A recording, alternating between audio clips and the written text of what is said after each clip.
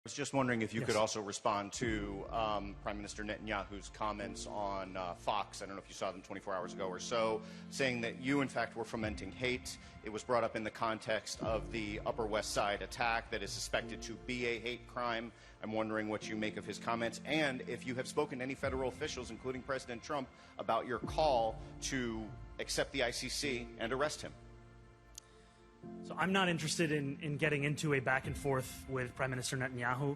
What I will say is that here in New York City, one of my top priorities is keeping Jewish New Yorkers safe, keeping every single New Yorker safe. And we know that while Jewish New Yorkers comprise a minority of all New Yorkers, they comprise a majority of the victims of all hate crimes, and it is unacceptable. Followed up on your call to accept the ICC and make the arrest. I've made my thoughts clear. I'll keep the conversation between the president, between him and myself. New York City, we of course also heard from President Trump on this and many others who said this is absolutely not happening. But what are your plans? Are you still going to come to the UN General Assembly? Are you concerned about coming to New York? No, I'm not concerned, and I certainly intend to do so. I've appeared just about every year, not every year, but almost every year in my prime ministership, unless there are security conditions. But barring that, and I don't expect that to be the case this time, yes, I do intend to come to New York.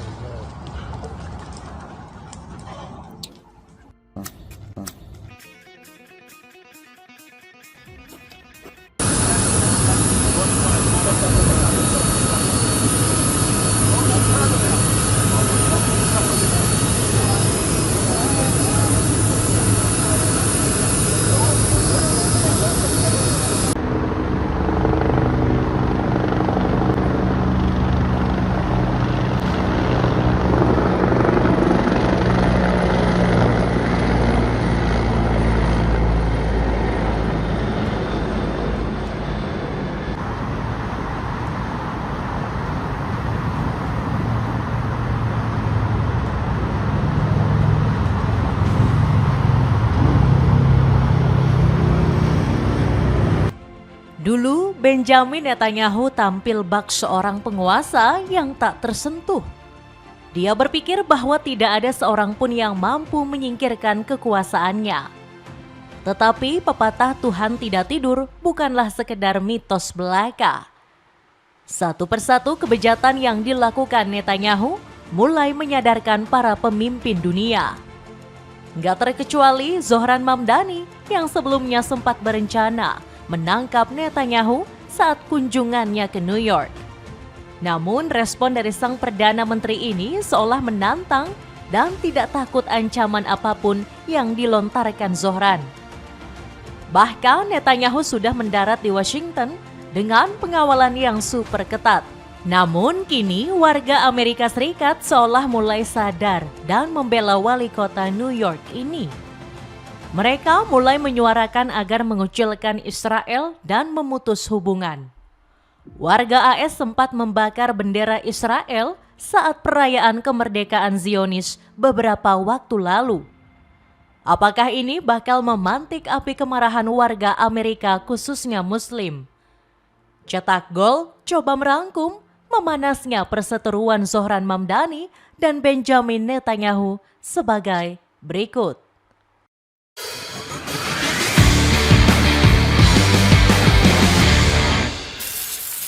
Memanasnya perseteruan Zohran Mamdani, Benjamin Netanyahu. Situasi dalam negeri dan politik negeri Zionis masih belum menunjukkan tanda-tanda mereda. Di tengah tekanan dari luar yang berdatangan, Benjamin Netanyahu menghadapi ancaman serius. Zohran Mamdani secara tiba-tiba mengultimatum Perdana Menteri Israel ini. Wali kota New York itu berencana akan menangkap Netanyahu untuk dijebloskan ke dalam penjara. Benjamin Netanyahu should be arrested and tried for his crimes, as I do for anyone else charged by the ICC. My administration has reviewed every avenue available under applicable law to determine whether New York City could execute the International Criminal Court's arrest warrant if Benjamin Netanyahu came here. It is clear that we do not have the independent legal authority to enforce this warrant. The federal government, however, does, and I call on them to join the ICC and execute this warrant. And I want to be... Dalam video tersebut, Zohran mengatakan Netanyahu adalah sosok penjahat perang. Ide liar ini ternyata bukan sekadar isapan jempol belaka. Zohran pun sudah menyusun berbagai skenario. Salah satunya menangkap Netanyahu saat kunjungan sidang PBB di New York pada bulan September mendatang. Zohran bahkan sudah berkoordinasi dengan kepolisian New York. Namun masih belum jelas apakah Zohran punya kewenangan mengenai hal tersebut. Tetapi berdasarkan berita yang beredar, pihak kepolisian New York siap menuruti perintah sang wali kota. Apapun yang diizinkan oleh hukum di kota New York, itulah yang akan kami lakukan. Namun kami tidak akan membuat hukum kami sendiri, kata pihak kepolisian New York. Akan tetapi yang perlu diingat adalah Zohran tidak punya wewenang apapun untuk menangkap Netanyahu. Wali kota New York ini mengajak pemerintah federal AS untuk bekerja sama. Alasannya sama, pria kelahiran Tel Aviv ini dicap sebagai penjahat perang di jalur Gaza. Bak sahabat Donald Trump langsung pasang badan dengan ancaman yang dikeluarkan Zohran. Kalau kita gambarkan Trump seperti peribahasa bara api biar sampai jadi arang. Sang presiden tidak terima dan mengatakan Zohran tidak bisa menangkap Netanyahu.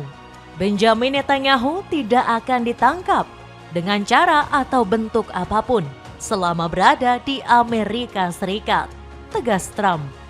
Sebaliknya, Trump malah mengancam Zohran yang sudah berani ikut campur. Presiden kelahiran New York ini meminta sang wali kota untuk diam karena Netanyahu diklaim sedang berjuang. Dia sedang memerangi Republik Islam Iran yang menewaskan ribuan rakyat tidak bersalah dan telah menghabiskan 47 tahun terakhir dengan membunuh tentara-tentara Amerika lainnya, tegas Trump. Menurut Trump, satu-satunya pihak yang harus ditangkap adalah orang-orang yang menyeret Iran ke dalam pusaran kematian, termasuk para pemimpin-pemimpin yang dicap teroris. Satu-satunya pihak yang seharusnya ditangkap adalah orang-orang yang menyeret Iran ke dalam pusaran kematian dan kehancuran yang belum pernah terjadi sebelumnya.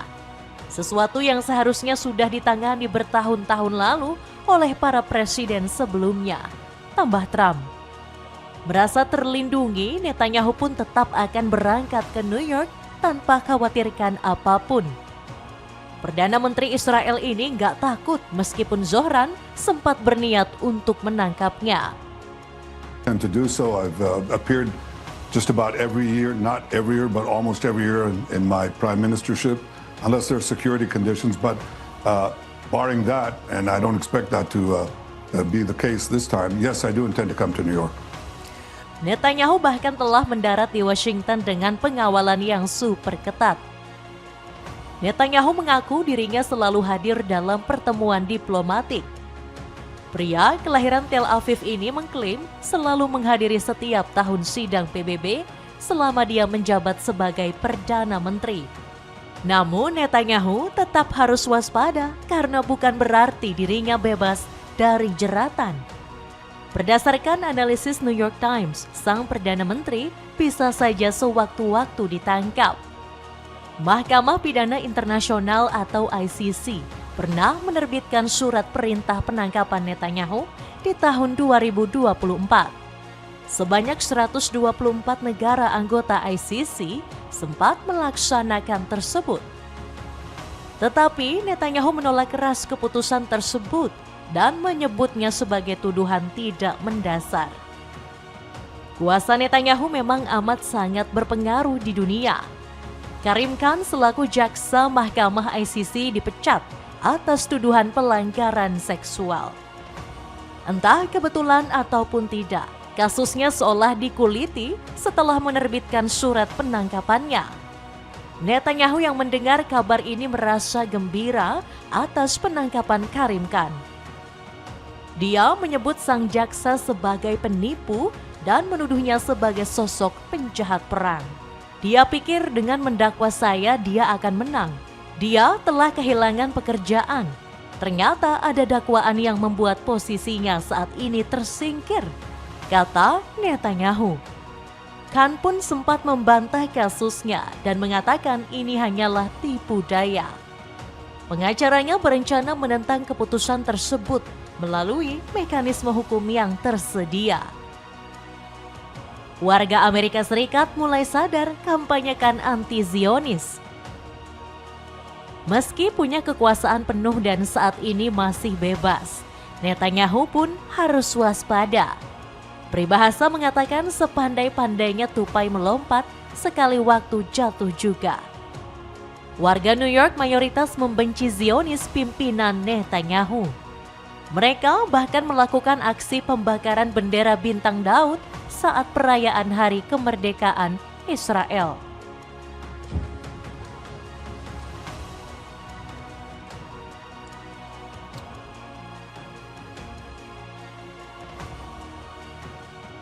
Ini bukan kali pertama warga Amerika perlawanan anti-Israel. Sebelumnya, di bulan April lalu, ratusan warga New York melakukan demonstrasi dengan tema anti-Zionis. Dalam demo tersebut, para peserta membawa poster bertuliskan "No War, No Fascism, No Genocide". Meski tidak ada hubungannya dengan kasus penangkapan Netanyahu, tetapi langkah kecil ini tentu merugikan rezim Israel sekarang. Secara nggak langsung, mayoritas warga Amerika sependapat dengan Zohran. Bahkan hampir semua pemimpin di dunia ini sepakat Netanyahu adalah penjahat perang. Buktinya nampak jelas dari hasil survei yang melibatkan warga Yahudi asli. Survei yang bersumber dari Newsmax ini memperlihatkan 44% rakyat Yahudi lebih percaya ke Zohran. A poll came out last week that said that American Jews actually favor Mandami over Benjamin Netanyahu, and then a Pew Research poll just found that almost 60% of Americans have an unfavorable view of Benjamin Netanyahu. Why do you think that is? What does that tell you, Ambassador? Well, first of all, there's been billions of dollars spent to influence particularly young American minds on social media through TikTok and Instagram and Twitter. That's a part of it. They spent billions of dollars financing Middle East study series in various universities and brainwashing kids. Netanyahu yang saat ini menjabat posisi penting Israel hanya mendapat kepercayaan 32% saja. Di saat ancaman Iran makin besar, kekuatan internal Israel justru sedang melemah secara drastis. Anggaran militer Israel dikabarkan mulai menipis akibat perang berkepanjangan di banyak front. Gubernur Bank Israel yakni Amir Yaron memperingatkan bahwa belanja pertahanan yang terus membengkak harus segera dikendalikan. Dirinya bilang Israel perlu menginvestasikan lebih banyak dana ke infrastruktur alih-alih, terus membiayai perang. Anggaran yang baru diloloskan parlemen dengan skor sangat tipis 62-55 juga mendapatkan kritik keras. Yair Lapid, pemimpin oposisi, menyebutnya sebagai pencurian terbesar dalam sejarah negara karena mengalihkan dana ke komunitas ultra-ortodoks.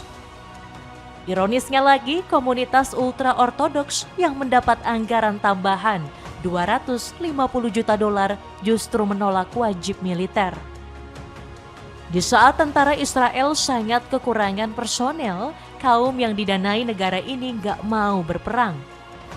Eropa juga datang untuk melemahkan kekuatan Zionis. Spanyol secara resmi bilang nggak mau lagi punya hubungan normal dengan negara yang melakukan genosida. Di tengah semua tekanan dari luar, Benjamin Netanyahu juga menghadapi ancaman yang sangat serius dari dalam negeri sendiri. Jabatannya sebagai Perdana Menteri terlama dalam sejarah Israel kini terancam berakhir. Israel akan menggelar pemilu pada 27 Oktober dan semua jajak pendapat menunjukkan dirinya bakal kalah. Time Magazine menyebut Netanyahu berada dalam masalah politik yang sangat serius. Koalisi Netanyahu yang terdiri dari partai sayap kanan dan ultra-ortodoks terancam runtuh. Selisih suara anggaran yang sangat tipis 62-55 menunjukkan betapa rapuhnya dukungan yang dimilikinya. Masalah utama yang menghantui Netanyahu sangat jelas. Dirinya gagal memberikan kemenangan militer yang dijanjikan. Perang berkepanjangan di Gaza, Lebanon, dan Iran nggak menghasilkan satupun resolusi yang memuaskan rakyat. Sandal kodok dari Brainpost yang sangat nyaman digunakan. Cek linknya untuk informasi lebih lanjut. Pertumbuhan pesat populasi Muslim di Amerika Serikat. Meningkatnya kampanye anti-Zionis tentu bisa menghambat pengaruh Netanyahu. Meskipun dikenal sebagai sahabat karib, Trump bisa saja tidak mendapat dukungan dari para pejabat. Apa yang dikhawatirkan ternyata benar-benar kejadian. Sebanyak 104 anggota DPR AS mendukung amandemen pemangkasan dana bantuan militer senilai 3,3 miliar dolar ke Israel. Joken mengatakan Trump harus mengurangi bantuan militer dan intel ke Israel. Mantan pejabat AS ini mengatakan Washington harus berupaya menghilangkan faktor-faktor yang mendorong AS untuk melanjutkan agresi dengan syarat-syarat Israel.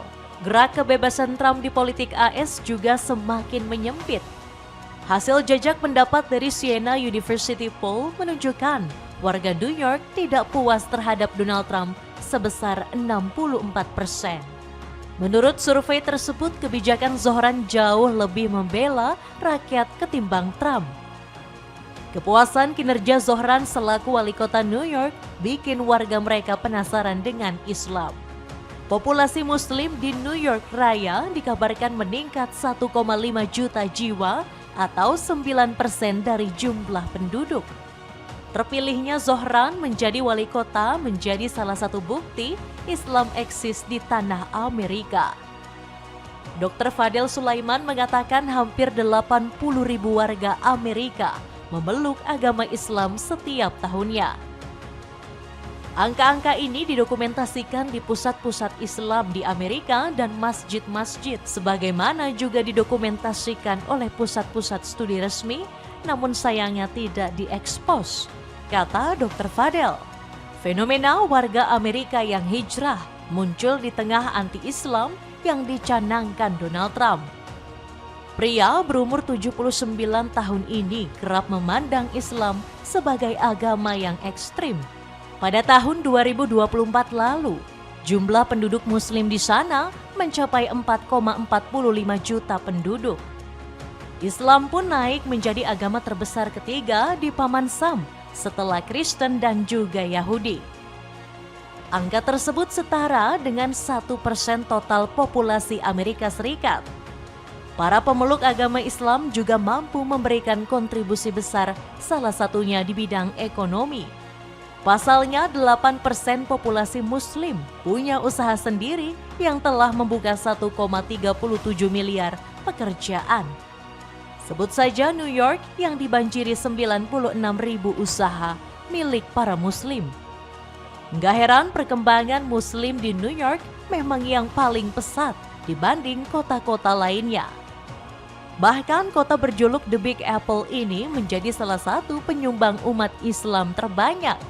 Bahkan kawasan tersebut juga terkenal dengan makanan halal yang menjadi destinasi favorit wisatawan. Menurut prediksi, jumlah Muslim di Amerika akan meningkat hingga 5,9 juta.